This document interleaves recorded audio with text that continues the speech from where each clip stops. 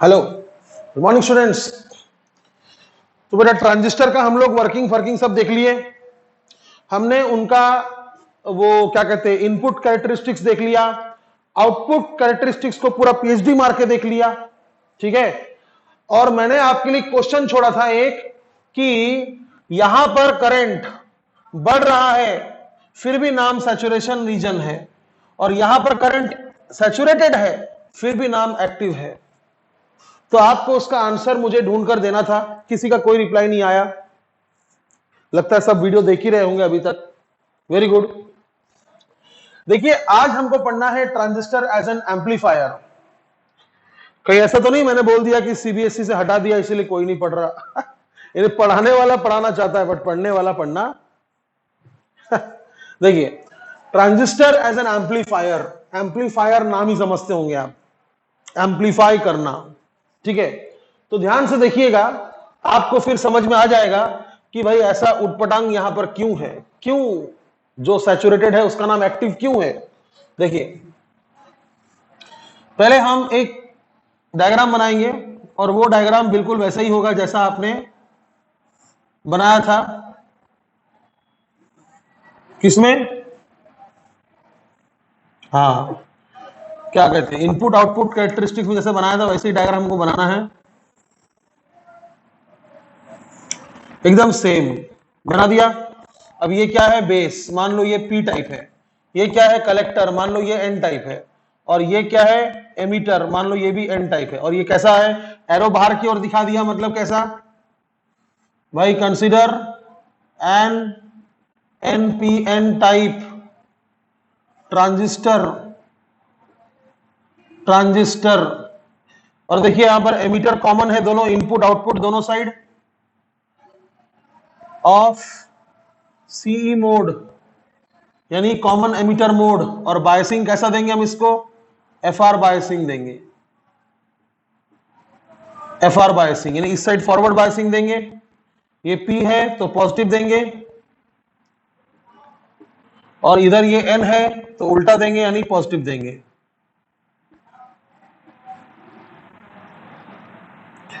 ठीक है। अब ये किसको पोटेंशियल दे रहा है, कलेक्टर को, इसलिए इसका नाम क्या होगा वीसीसी, इसका नाम क्या होगा वीबीबी। फिर वही यहां पर एक हम वोल्ट मीटर देंगे जो मेजर करेगा बेस एमीटर का जंक्शन का वोल्टेज को, ठीक है, क्या नाम होगा वीबीई। फिर यहां पर एक रेजिस्टेंस होगा आर बी। करंट को मेजर करने के लिए क्या होना चाहिए, एक एम मीटर होना चाहिए, क्या मेजर करेगा आईबी। सिमिलरली यहां पर क्या रेजिस्टेंस होगा, कलेक्टर से जुड़ा है मतलब क्या होगा आर सी। और एमीटर क्या होगा, एमीटर होगा जो मेजर करेगा कलेक्टर करंट यानी आईसी। और यहां पर हम एक वोल्ट मीटर दे देंगे जो कलेक्टर और एमीटर के पैरेलल में लगा है, इसलिए VCE। अब एक बात ध्यान से देखिएगा, ये आपका इनपुट साइड है और ये आपका आउटपुट साइड है, समझे, ठीक है। यानी ये है आपका इनपुट VBB और ये है आपका आउटपुट। अब ट्रांजिस्टर का काम क्या है भाई, एम्पलीफायर। हम क्या पढ़ने वाले हैं, ट्रांजिस्टर एज एन एम्पलीफायर। तो हमको देखना है कि किस तरह से ये एम्पलीफाई करता है। एक्चुअली होता क्या है, हम इसको वीक सिग्नल्स देते हैं, हम इसको वीक सिग्नल्स देते हैं और ये हमको स्ट्रॉन्ग सिग्नल भेजता है, समझे। यानी कोई सिग्नल अगर मान लीजिए वीक हो गया है, एम्पलीट्यूड काफी कम है, ऐसा एक छोटा सा हम सिग्नल इसको देंगे, समझे, तो ये हमको एक बड़ा सा सिग्नल देगा, मतलब स्ट्रॉन्ग करके देगा, एम्पलीफाई करके देगा। सर आपने उल्टा भी बना दिया, सर यहां पर सीधा बनाया था यहां उल्टा बना दिया। अब देखना उल्टा आएगा, मैं आपको एक्सप्लेन करूंगा। तो फिलहाल एक काम करते हैं, फिलहाल इसको हम कोई सिग्नल नहीं देते, हम इसको कोई भी सिग्नल नहीं देते। तो क्या बोल सकते हैं, कोई सिग्नल हम दे नहीं रहे हैं, ध्यान से देखिएगा, कोई सिग्नल हम दे नहीं रहे हैं। तो इस साइड का अगर मैं एक इक्वेशन लिखूं, केवीएल लगाऊं, applying KVL in the input side, तो क्या बोलेंगे आप? भाई battery is the source, battery is the source. अब यहां ये जो सोर्स है ये कहां कहां घुस रहा है? आरबी में घुस रहा है, आरबी में एक पोटेंशियल घुस रहा है ना? और कहां घुस रहा है भाई? ना भाई बेस एमिटर जंक्शन में घुस रहा है, और उसको मेजर करके कौन देगा? VBE। तो हम क्या बोल सकते हैं, सुनिएगा ध्यान से, VBE is the supply and इस आरबी में कितना पोटेंशियल लॉस होगा? IB RB। इस आरबी में कितना पोटेंशियल लॉस होगा? IB RB। समझे? तो मैं क्या लिखूंगा? VBB is equal to IB RB plus, और कहां लॉस हो रहा है? ना भाई बेस एमिटर जंक्शन में। कितना? जितना भी ये मेजर करेगा उतना। तो क्या लिखेंगे हम? VBB यानी VI is equal to IB RB plus VBE। सही है? ये हमारा इक्वेशन 1 हो गया। ठीक है, अब हम क्या करेंगे, इस साइड भी हम क्या कर देंगे? KVL लगा देंगे। हम इस साइड भी KVL लगा देंगे। यहां पर भी वही हो रहा है, VCC सप्लाई कर रहा है, कहां घुस रहा है? RC में घुस रहा है। कितना? ICRC, Ohm's law. और कहां घुस रहा है भाई? VCE। हम ये लूप में KVL लगा रहे हैं, तो क्या लिखोगे आप? VCC is equal to ICRC plus VCE। तो लिखो VCC is equal to V output. पगला, VCC आउटपुट है क्या? VCC आउटपुट है क्या? VCE आउटपुट है। तो VCC is equal to output मत लिखो, इज इक्वल टू क्या लिखोगे? ICRC is equal to ICRC plus VCE। VCE output है, इसलिए क्या करो? VCE इज इक्वल टू कितना होगा वो लिखो ना भाई, VCC minus ICRC, VCC minus ICRC। अब VCE क्या है तुम्हारा? आउटपुट है, यानी this is equal to output. तो ये ठहरा इनपुट का इक्वेशन, इनपुट साइड का इक्वेशन, और ये ठहरा आउटपुट साइड का इक्वेशन जब हमने कोई सिग्नल नहीं दिया है। When no signal is given to the input, बाहर से हमने कोई वीक सिग्नल नहीं दिया, बस ट्रांजिस्टर वर्क कर रहा है। सर क्यों वर्क कर रहा है? क्यों वर्क कर रहा है transistor? Why is it working? Very simple, क्योंकि आपने यहां का वोल्टेज जितना ये पोटेंशियल बैरियर में चाहिए उससे ज्यादा दिया है, तो क्या होगा? IB होगा, और IB होगा तो IC भी होगा, IB होगा तो IC भी होगा। तो transistor is working, transistor is working not as amplifier but it is working. इधर करंट है उधर करंट है, it is in on mode, switch on mode में है, चल रहा है। तो उस समय ये दो इक्वेशंस मैंने लिखा। अब आपको पता है, आपको पता है कि इलेक्ट्रॉन जब देता है 100 इलेक्ट्रॉन्स, एमिटर सॉरी, एमिटर जब उसको देता है किसको भाई? बेस को। एमिटर जब देता है, एमिट करता है कितना? 100 इलेक्ट्रॉन्स, तो बेस में 5% यानी कि 5 इलेक्ट्रॉन्स बेस के होल्स के साथ कंबाइन कर जाता है, और रिमेनिंग 95% कौन कलेक्ट करता है? रिमेनिंग 95% कौन कलेक्ट करता है? कलेक्टर। तो क्या हम बोल सकते हैं कि ये 5 इलेक्ट्रॉन्स जो कंबाइन हुआ है उसके कारण एक छोटा सा करंट आया होगा IB, और ये जो 95% इलेक्ट्रॉन्स पास हुआ है उसके लिए एक बड़ा सा करंट आएगा IC। समझ में आ रहा है? तो मुझे ना यहां पर दो चीज पढ़ाना पड़ेगा आपको। एक्चुअली दो तरह का करंट गेन होता है, करंट में गेन हो रहा है, IB के बदले आपको IC मिल रहा है। सोचो, मैंने आपको पढ़ाया था पिछले सेशन में कि अगर ये वोल्टेज इसका रिक्वायरमेंट से कम होता तो IB होता ही नहीं, तो IC होता ही नहीं। यानी IC हुआ है तो क्यों हुआ है? ये बैटरी की वजह से हुआ है क्या? नहीं, ये तो रिवर्स बायस में है, इसके कारण करंट नहीं हो सकता। तो ये IC अगर हुआ है तो क्यों हुआ है? ये 95% इलेक्ट्रॉन्स के कारण हुआ है। और ये क्यों हुआ है? क्योंकि 5% बेस ने अब्सॉर्ब किया है, रिकंबाइन हुआ है। समझे आप? तो क्या मैं बोल सकता हूं IB के बदले आपको एक बड़ा सा करंट मिला है IC, तो करंट में गेन हुआ है। तो दो तरह का करंट गेन होता है, एक होता है बीटा गेन, फिलहाल मैं इसको बोलूंगा बीटा डीसी। सर डीसी क्यों? क्योंकि हमने कोई सिग्नल दिया ही नहीं है। सिग्नल ना एसी होता है, सिग्नल होता है अल्टरनेटिंग। हमने तो सिर्फ बैटरी से काम चलाया है, तो इसीलिए बीटा डीसी, जिसका फॉर्मूला होगा भाई collector current by base current, कितना मिला अपॉन आपने कितना दिया था। तो दिस इज अ फॉर्मूला, आपको याद रखना पड़ेगा। और एक और तरह का गेन होता है, उसको बोलते हैं अल्फा गेन। अल्फा गेन वो क्या है? अल्फा गेन, इसको भी मैं क्या लिखूंगा? अल्फा डीसी, क्योंकि अभी तक मैंने सिग्नल नहीं दिया है, अभी तक मैंने सिग्नल नहीं दिया है। When no signal is given to the input, समझ में आया? अभी तक मैंने सिग्नल नहीं दिया है। तो अल्फा डीसी का फॉर्मूला क्या होगा? It is IC by IE। Collector current और एमीटर करंट का रेशियो को, कलेक्टर करंट और एमीटर करंट का रेशियो को हम कहते हैं अल्फा गेन। अल्फा गेन, अब याद रखिएगा, एमीटर करंट कलेक्टर करंट से ज्यादा होता है, एमीटर करंट कलेक्टर करंट से ज्यादा होता है, समझे? इसलिए अल्फा कभी भी लेस देन 1 होता है, अल्फा कभी भी लेस देन 1 होता है, और बीटा कभी भी मोर देन 1 होता है, क्योंकि कलेक्टर करंट बेस करंट से बहुत ज्यादा होता है। Common sense. तो ये तब का कहानी हो गया जब आपने कोई सिग्नल नहीं दिया था। ट्रांजिस्टर एज एन एम्पलीफायर नहीं पढ़ा हमने अभी तक, हमने पढ़ा भाई कुछ नहीं, working transistor, working of transistor नहीं, वर्किंग ट्रांजिस्टर, काम करता हुआ ट्रांजिस्टर। एक बार एक झलक देखो और बताओ आपको समझ में आया कि नहीं आया। अभी टॉपिक का आधा भी नहीं हुआ है, बोलो समझ में आया कि नहीं आया? आया? ये केवीएल वाला पार्ट समझ में आया? केवीएल वाला पार्ट समझ में आया?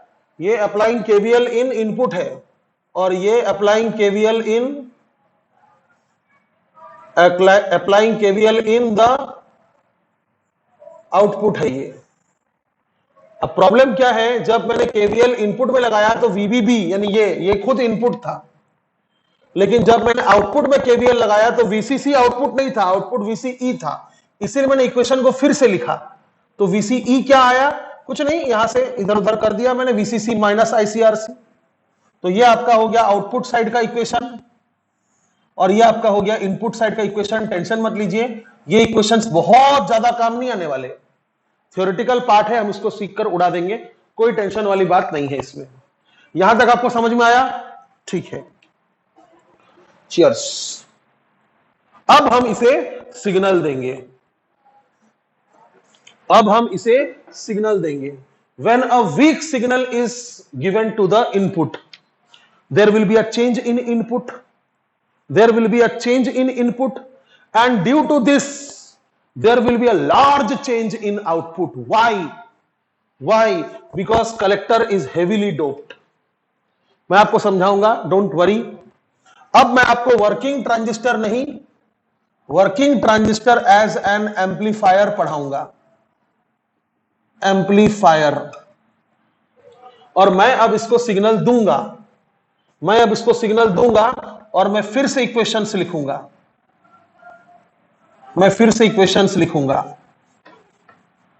करंट गेन भी मैं फिर से लिखूंगा, और टेंशन नहीं लेने का, देखते रहने का बस। चलो, when a weak signal is given, when a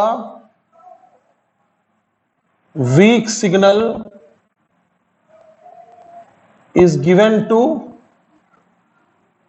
input side. अब हम एक वीक सिग्नल देंगे इनपुट साइड को, बताइए। बहुत बहुत धन्यवाद।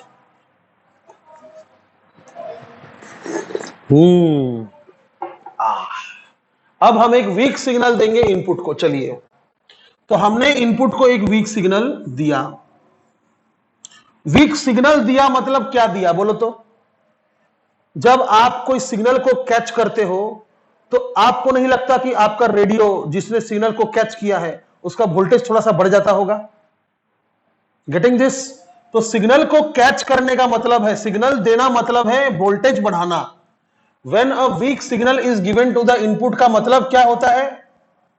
का मतलब क्या होता है? The input voltage increases slightly. Why slightly? अबे वीक सिग्नल है ना, वीक सिग्नल है इसलिए थोड़ा सा वोल्टेज बढ़ेगा, इनपुट साइड में थोड़ा सा वोल्टेज बढ़ेगा। अपन बैटरी बढ़ाए क्या? बैटरी उतना ही है, अपन इस साइड का वोल्टेज बढ़ा रहे हैं। तो इस साइड का वोल्टेज जब आप बढ़ाओगे तो क्या मैं बोलूंगा कि VI तो था ही पहले VBB, अब VI एडिशनल हो गया है, इनपुट वोल्टेज बढ़ गया है, उस वजह से there will be a change in base current, there will be a change in base current, there will be a change in emitter current, there will be a change in collector current। ये तो आप समझ रहे हो कि अगर इस side का वोल्टेज बढ़ेगा तो इस साइड का भी वोल्टेज बढ़ेगा, है ना? अगर इस साइड का वोल्टेज बढ़ेगा तो करंट बढ़ेगा IB, तो IC भी बढ़ेगा, IC भी बढ़ेगा।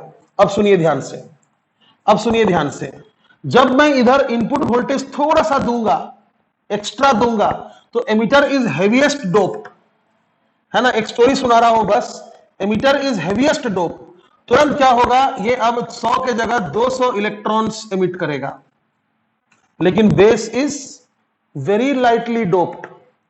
इसके पास अगर पहले 5 होल्स थे तो अब सिर्फ 6 होल्स होंगे, यानी 100 में से 5 घुस रहे थे तो 95 पास हो रहे थे। अब क्या होगा, 200 में से 6 यहां पर कंबाइन हो जाएंगे तो 194 पास होगा।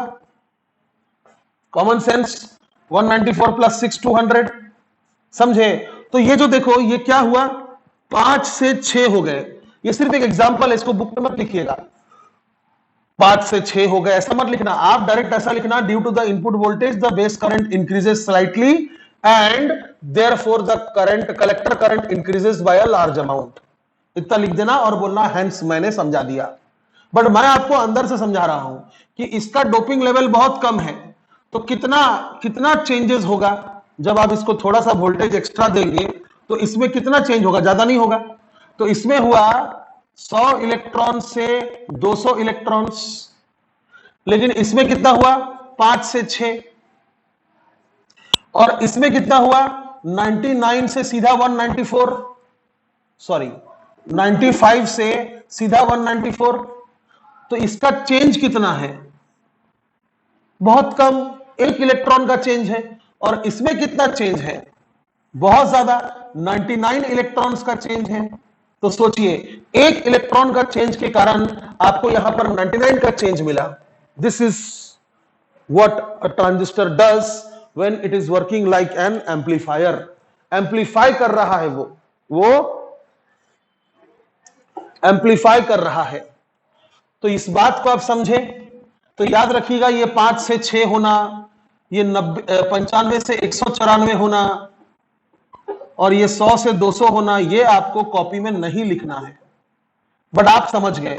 क्या बोलेंगे कि when an input signal is given, a weak signal is given, then there is a change in input voltage due to which, since the base is very lightly doped, there is a slight change in base current, but the collector is heavily doped, the collector current changes by a large amount। ऐसा बोलिएगा, समझे? समझे? मैं लिख देता हूं, आप लिख लेना। ड्यू टू दिस मतलब when a weak signal is given to the input, the input voltage increases slightly. Due to this, as the base is doped lightest,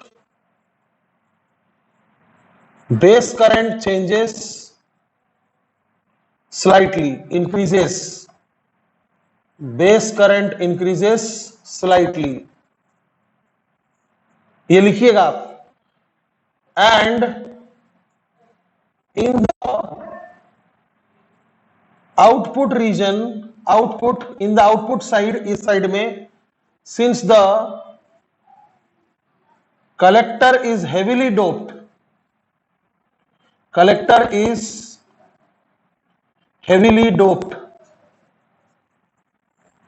तो क्या बोलिएगा, collector current increases by a large amount, thus the signal is amplified. समझे, कम current कम amplitude, ज्यादा current ज्यादा amplitude. This is how transistor is amplifying the signal. समझे, तो ये part को लिखिएगा आप, ठीक है, मैंने जो लिखा है यहां पर आप उसको लिखिएगा. अब चलिए लगाते हैं केसीएल, केवीएल. अब इनपुट साइड और आउटपुट साइड दोनों साइड में अपन केवीएल लगाते हैं. चलिए ये भी लिख लीजिएगा.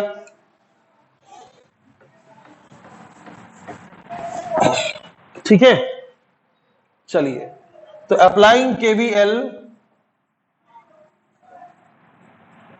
इन द इनपुट साइड, क्या बोलिएगा, जब हमने सिग्नल नहीं दिया था तब क्या हुआ था, VBB is equal to VI is equal to IBRB plus VBE, यही था ना.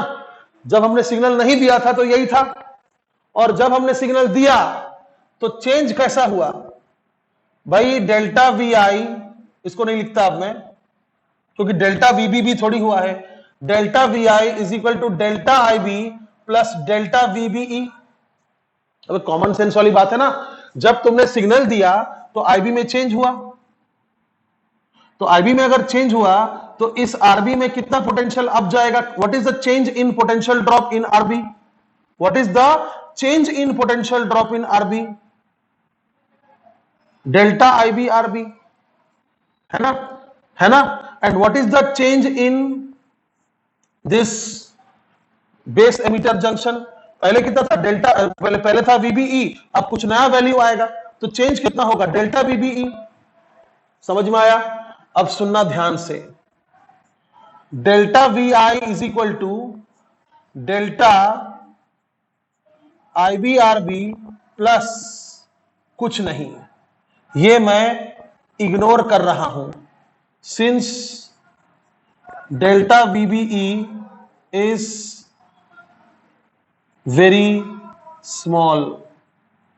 क्यों, as the base emitter junction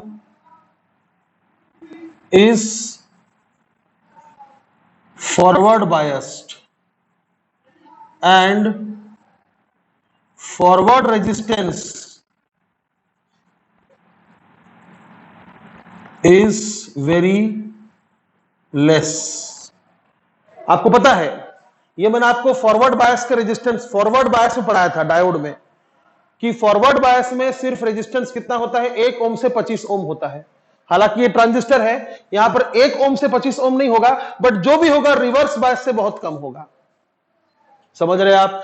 तो मैं आपको फिर से समझा रहा हूं, ये फॉरवर्ड बायसिंग में है, दिख रहा है आपको, ये फॉरवर्ड बायसिंग में है क्योंकि IB है मतलब फॉरवर्ड बायस में है. तो पहले जो VBE था और अभी जो VBE होगा वो लगभग सेम होगा. समझे. So we have ignored this delta VBE.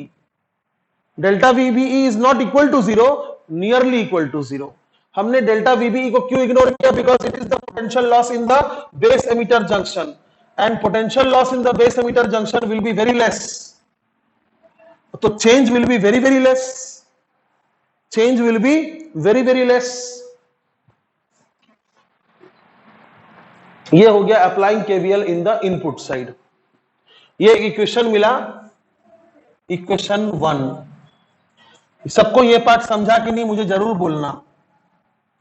Now applying KVL in the output region. असली खेल अब शुरू हो रहा है. जब हमने सिग्नल नहीं दिया था तब हमने क्या लिखा था ना भाई, VCE is equal to VO is equal to क्या था, ये इज इक्वल टू ये प्लस ये था ना, ये इज इक्वल टू ये प्लस ये, तो ये इज इक्वल टू क्या होगा, ये माइनस ये, तो VCC माइनस ICRC, यही लिखा था मैंने. यही लिखा था ना।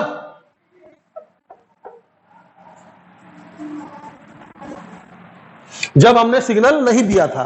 अब जब हम सिग्नल दे रहे हैं, जब हम सिग्नल दे रहे हैं तो आईसी बहुत ज्यादा है। व्हाट इज द चेंज ना भाई, delta IC. What is the change? Delta IC. And what is the change in output side? तो मैं क्या लिखूंगा? डेल्टा वीसीई यानी डेल्टा वीओ। समझ में आ रहा है? There is a change in output ना, इसलिए what is the change? Delta VO. आई बात समझ में? What is the change in collector current? Delta IC. And what is the change in VCC? Delta VCC.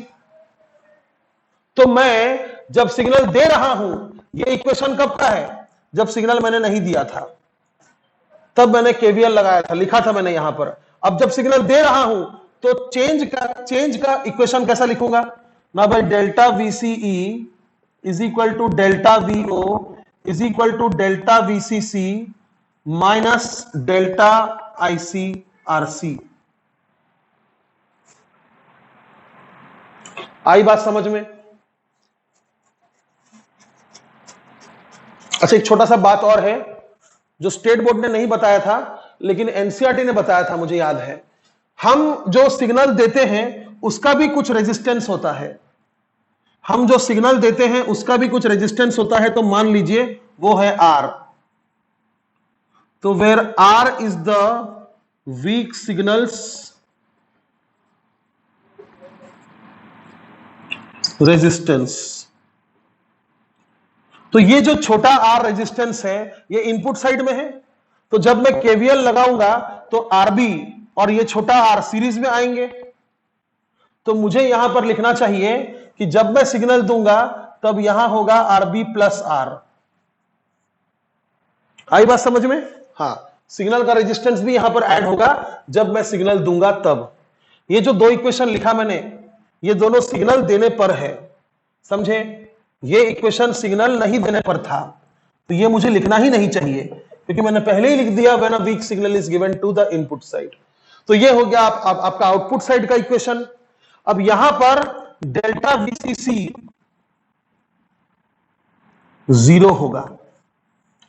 Nearly equal to 0 नहीं होगा, nearly equal to 0 नहीं होगा, सीधा 0 होगा। Why why why delta VCC is 0।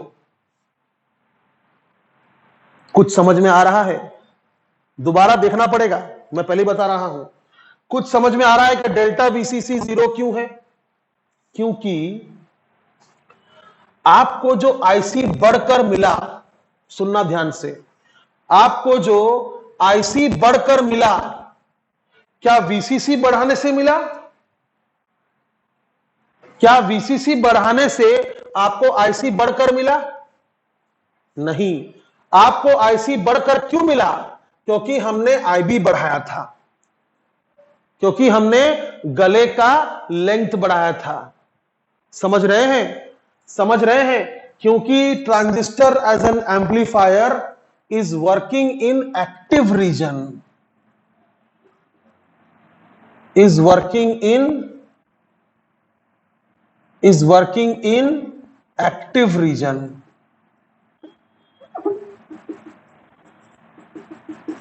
समझे? ये बात आपको बहुत ध्यान से सुनना होगा बेटा। इस रीजन में ट्रांजिस्टर एक्ट हो रहा है, इसीलिए उसका नाम एक्टिव रीजन है, क्योंकि वहां पर ट्रांजिस्टर एक्ट हो रहा है। इसका नाम एक्टिव क्यों है? आखिर क्यों इसका नाम एक्टिव है? क्योंकि सुनना ध्यान से, हमें एक कम सैचुरेटेड वैल्यू ऑफ आईसी से, मान लो 30 मिली एंपियर से, हमें एक ज्यादा सैचुरेटेड वैल्यू ऑफ आईसी कब मिलता है? जब हम आईबी में जंप लाते हैं, जब हम इनपुट साइड में चेंज करते हैं। याद है स्टेप 3 स्टेप 4 इन आउटपुट कैरेक्टरिस्टिक्स क्या पढ़ाया था मैंने? कि पिछला स्टेप में आपने जितना वीबीई को सेट किया था, इस बार आप वीबीई को ज्यादा वैल्यू पर सेट कीजिए और फिर वीसीसी बढ़ाइए और आईसी का बढ़ने का नेचर को देखिए। तो आपने क्या देखा था ना भाई, पहले पहले लिनियरली बढ़ेगा, फिर नॉन लिनियरली बढ़ेगा और फिर नहीं बढ़ेगा, और फिर नहीं बढ़ेगा। तो मैं अगर मान लीजिए फिर भी चाहता हूं कि आईसी बढ़कर मिले, तो मैंने क्या किया? इस VBE को अब और ज्यादा वैल्यू पर सेट किया। और इस टॉपिक को भी देखिए, जब बैटरी नहीं था तब VBE कुछ था, इनपुट साइड का वोल्टेज कुछ था, और जब आपने सिग्नल दिया, जब सिर्फ बैटरी था तब VBB यानी कि इनपुट कुछ तो भी था, और जब आपने सिग्नल दिया तो इनपुट साइड का वोल्टेज बढ़ा, जिसके कारण इनपुट करंट बढ़ा और जिसके कारण कलेक्टर करंट बढ़ा। क्या आपका कलेक्टर करंट VCC बढ़ाने से बढ़ा? नहीं। क्यों नहीं बढ़ा? आखिर मैं ऐसा कैसे बोल सकता हूं कि I know that there is a change in collector current, but how can I say that this change is not because of the change in VCC? The change in collector current is not because of the change in VCC. Is not because of the change in VCC, क्योंकि मैं पहले से ही ये ऐसा fix कर लिया था कि ट्रांजिस्टर जो एम्पलीफायर की तरह काम कर रहा है वो एक्टिव रीजन में है, और एक्टिव रीजन में मैंने आपको समझाया था कि इनपुट साइड फॉरवर्ड बायस में होता है और आउटपुट साइड रिवर्स बायस में होता है, और यहां भी मैंने वही लिखा है। याद कीजिए, मैंने आपको बोला था कि कट ऑफ रीजन में दोनों ही रिवर्स बायस रहते हैं, सैचुरेशन रीजन में दोनों ही फॉरवर्ड बायस रहते हैं, लेकिन एक्टिव रीजन में एक फॉरवर्ड और एक रिवर्स बायस में रहते हैं, और उसी रीजन में ट्रांजिस्टर काम कर रहा है। क्यों चाहते हैं आप कि ट्रांजिस्टर एक्टिव रीजन में काम करे? सिंपल यार, सिंपल। आप कोई गुड्डा गुड़िया का खेल नहीं खेल रहे हो यहां पर कि हमको करंट ज्यादा चाहिए तो हम बैटरी का पोटेंशियल बढ़ा देंगे। ये खेल हम नहीं खेल रहे हैं। We are not studying Ohm's law. हमको आईसी ज्यादा चाहिए, हम बैटरी बढ़ा देंगे। ऐसा अगर होता तो क्या लिखता मैं? Transistor as an amplifier is working in saturation region. समझे? VCC बढ़ा दिया, IC बढ़ गया। अबे समझो बात को, तुमको चाहिए स्ट्रॉन्ग सिग्नल, तो तुमने दिया वीक सिग्नल, तो ही ना तुमको मिला स्ट्रॉन्ग सिग्नल। तुमने वीक सिग्नल दिया तब जाकर तुमको स्ट्रॉन्ग सिग्नल मिला ना, कि बैटरी का वोल्टेज बढ़ाकर तुमको स्ट्रॉन्ग सिग्नल चाहिए। ऐसा हो सकता है क्या? ऐसा हो सकता है कि किसी रेडियो का सर्किट में तुम बैटरी का वोल्टेज बढ़ा दो, गाना जोर जोर से बज रहा है, एकदम क्वालिटी गाने का स्ट्रॉन्ग हो गया, फिर तो बस ट्रांजिस्टर की जरूरत ही नहीं है। बैटरी निकालो, पट से दूसरा बैटरी डालो, गाना पकड़ लिया, कैच कर लिया। ऐसा नहीं होता है। जो सिग्नल आपका रेडियो सर्किट, जो आपका FM होता है, जो आपका FM होता है, मतलब FM बजाते हैं ना आप लोग, FM जो बजाते हैं आप लोग 93.1, 94.3 जो आप लोग बजाते हैं, वो जब कैच करता है ना काफी वीक रहता है, क्योंकि वो बहुत सारा एनवायरमेंटल कंडीशन को झेलते हुए कि बहुत दूर से आपके पास आया है, तो उसका क्वालिटी, उसका एम्पलीट्यूड बहुत वीक हो जाता है, जिसको आप जब तक बढ़ाओगे नहीं, जब तक आप उसका एम्पलीट्यूड को बढ़ाओगे नहीं, आप उसको कैरी फॉरवर्ड ही नहीं कर सकते, आप उसको सुन ही नहीं सकते। तो इट इज वेरी नेसेसरी कि at each and every step it is very necessary to amplify the signal. तो बताइए, जो भी आपको आईसी में चेंज मिला है, is it due to the change in VCC और due to the change in IB? Yes, it is due. The change in IC is due to the change in IB, not due to the change in VCC. समझे? तो ऐसा आप खुद को पक्का कैसे कर सकते हैं? आप खुद को पक्का कैसे कर सकते हैं कि IC का चेंज अगर हुआ तो IB का चेंज होने से ही होना चाहिए, VCC के चेंज होने से नहीं होना चाहिए? ये आप खुद को पक्का कैसे करोगे? आप ट्रांजिस्टर को पहले ही एक्टिव रीजन में चलाओ। आप क्या करो, VCC को इतना हाई सेट करो, VCC को सुनो ध्यान से, VCC को इतना हाई सेट करो, VCC को इतना आगे बढ़ा दो कि IC VCC बढ़ाने से चेंज ना हो, यानी IC सैचुरेट हो जाए, यानी एक्टिव रीजन में काम करे। तो आप IC कैसे बढ़ाओगे? सोचो, अगर ट्रांजिस्टर मान लो बिना सिग्नल दिए इस लाइन में काम कर रहा है, बिना सिग्नल दिए मान लो इस लाइन में काम कर रहा है, तो सिग्नल देने से वो इस लाइन में काम करेगा। क्यों? क्योंकि आपने IB बढ़ा दिया, तो IB अगर बढ़ा दिया तो IC भी बढ़ जाएगा। तो ये जो आईसी में बढ़ा आया, इंक्रीमेंट आया, it should be because of increment in IB, not because of increment in VCC. इसलिए हम पहले से ही क्या करते हैं, ट्रांजिस्टर को एक्टिव रीजन में शुरू रखते हैं। ट्रांजिस्टर को हम एक्टिव रीजन में रखते हैं, मतलब हम ये वोल्टेज को इतना ज्यादा रखते हैं कि ये पार्ट रिवर्स बायस्ड रहे और ये पार्ट फॉरवर्ड बायस्ड रहे। अपने आप उसी को बोला जाता है कि एक्टिव रीजन में है। तो क्या रीजन दूंगा मैं, क्या रीजन दूंगा कि भाई the change in IC is because of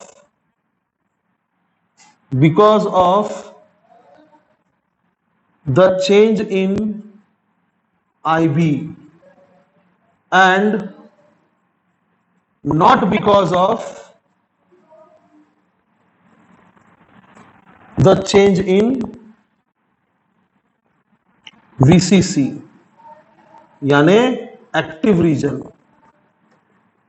समझा इसका नाम एक्टिव क्यों है? क्योंकि इसी रीजन में ट्रांजिस्टर काम करता है। कितना इंटरेस्टिंग है सोचो। और सीबीएसई इस टॉपिक को ही हटा दिया। मैं समझ सकता हूं क्यों हटा दिया होगा,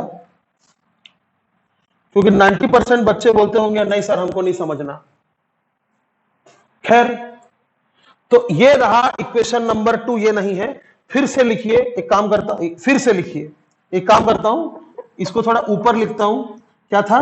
delta VCE is equal to delta VO is equal to VCC, delta VCC minus delta ICRC.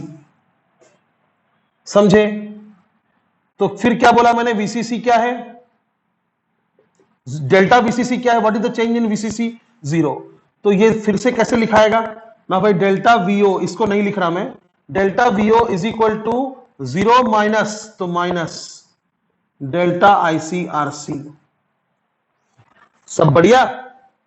अब क्या करना है, अब हमको जानना है कि हमने कितना वोल्टेज में चेंज दिया, यानी डेल्टा वी आई, इनपुट साइड में कितना वोल्टेज चेंज हुआ और हमको कितना चेंज करके मिला, यानी वोल्टेज एम्प्लीफिकेशन।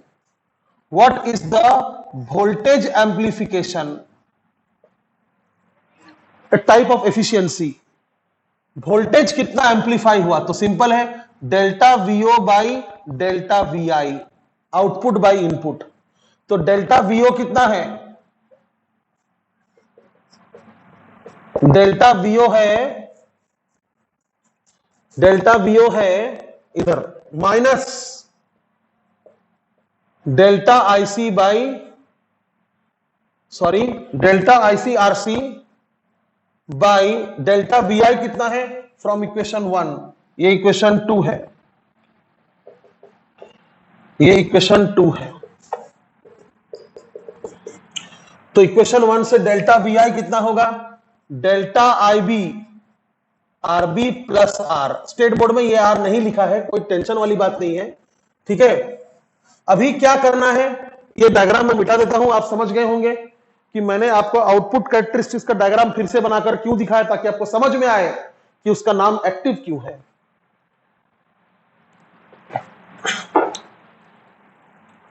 अब देखिए, जब आपने सिग्नल दिया, जब आपने सिग्नल दिया, when signal, week signal is applied, उस समय करंट गेन, रेड कलर से लिखा था मैंने, उस समय करंट गेन फिर से 2 तरह का होगा। वही नाम है, टेंशन नहीं लेने का। एक बीटा गेन और एक अल्फा गेन। अब बीटा गेन को क्या बोलेंगे आप? Beta AC. तभी क्या था? बीटा डीसी, जिसका फॉर्मूला क्या था? IC by IB.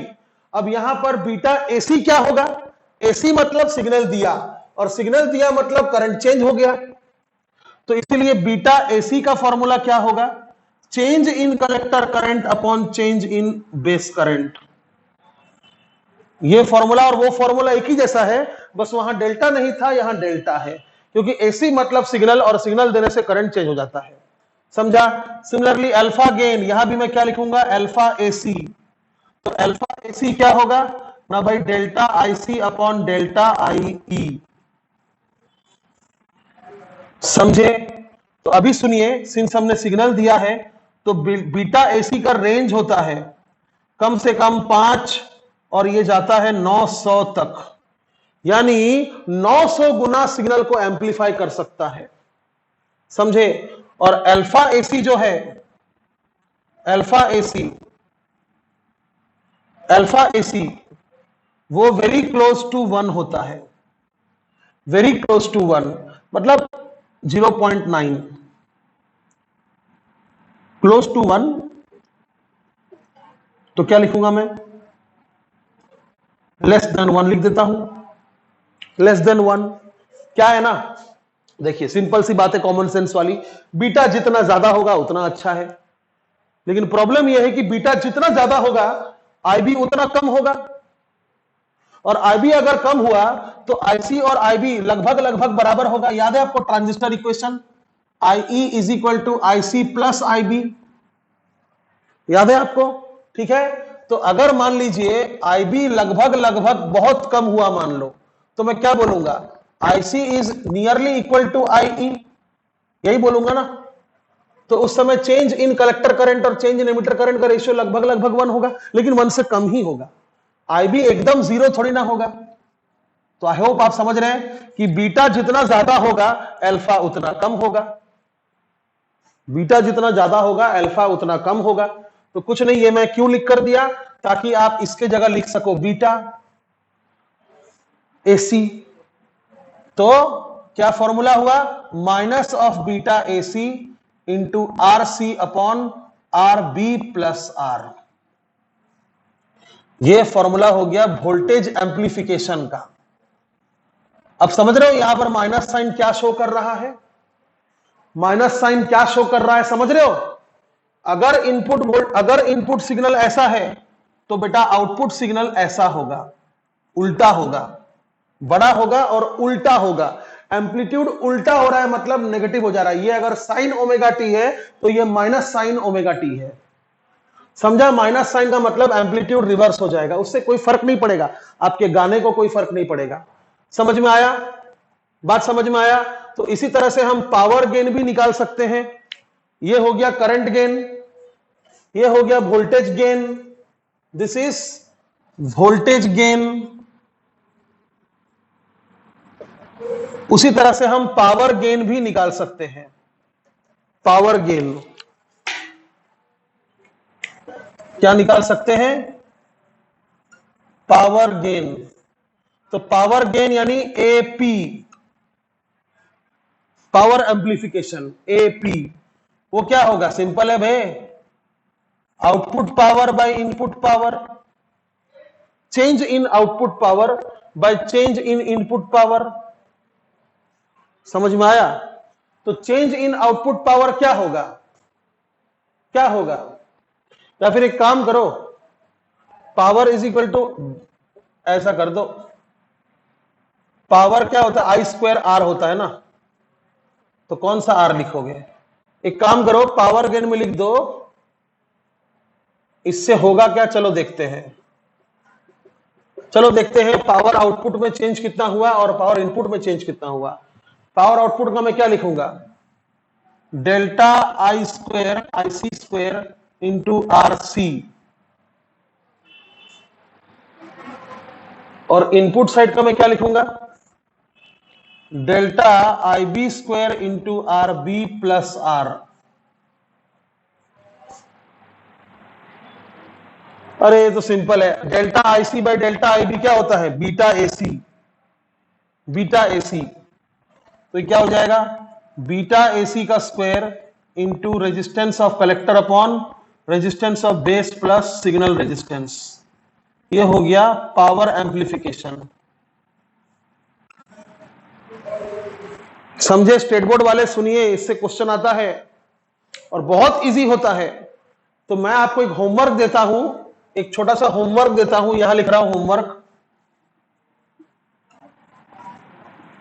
बिना बुक देखे find the relation between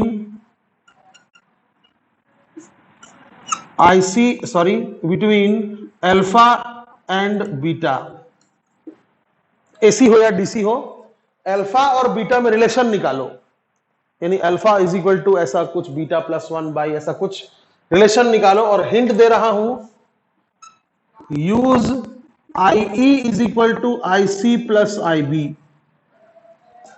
transistor current equation को यूज करो और अल्फा और बीटा का रिलेशन निकालो, तुम्हारे सिलेबस में है, मैं करके नहीं दे रहा हूं, ठीक है। तो बेटा ट्रांजिस्टर एज एन एम्पलीफायर में आपको बहुत कुछ सीखने मिला होगा, अगर आप सुने होंगे, समझे होंगे तो मजा भी आया होगा।